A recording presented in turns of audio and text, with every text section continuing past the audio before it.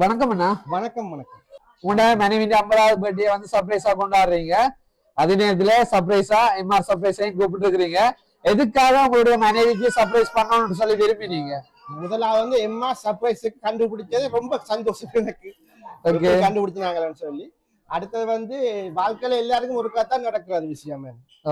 எந்த இதை சொன்னாலும் வாழ்க்கையில ஒரு கதான் நடக்குது. எந்தபடியா அந்த இதை வந்து எல்லாரையும் கனவால் எல்லாரையும் கூப்பிட்டு அதே நேரம் வந்து எங்களுக்கு இப்ப அப்பா அம்மா வந்து கொஞ்சம் காலம் தான் எந்தபடி அந்த இதுகளும் தான் ஒரு சந்தோஷம் வேணும்னு சொல்லிச்சோன்னா ஒரு நிகழ்ச்சி நடந்தா தான் சந்தோஷமா இருக்கு. இதையும் ஒரு நிகழ்ச்சியா நடத்தணும்னு சொல்லித்தான் எல்லாரையும் கூப்பிட்டது. ரத்த உறுத்துகள் நண்பர்கள் எல்லாரையும் கூப்பிட்டது அதுக்கு தான். அதுவும் குறிப்பா உங்க மனைவி வந்து சொல்லும்போது செய்யணும்னு சொன்னாங்க. ஆனா அதையும் மீறி அவங்களுக்கு கிஃப்ட் கொடுக்கணும். அதுலயும் போட்டோ பிரேமி நீங்க ஸ்பெஷலா செஞ்சீங்க. அவங்ககிட்ட சின்ன வயசு போட்டோல இருந்து இப்ப இருக்கிற வரைக்கும் அனைத்து போட்டோயும் உள்ளடக்கி செஞ்சீங்க. அதோட சர்ப்ரைஸா வாங்குரிய போனை நேரடியா கொடுக்காம எங்க மூலமா அது கேக்குக்குள்ள ஒளிச்சு வச்சு கொடுத்துருக்கீங்க. ரொம்பவே சந்தோஷமா இருக்குது. ஒரு நிமிஷம் வந்து அந்த போட்டோ செய்தது மனோன்னா போட்டோ செய்தாரு. அவருக்கும் ஒரு சந்தோஷம்.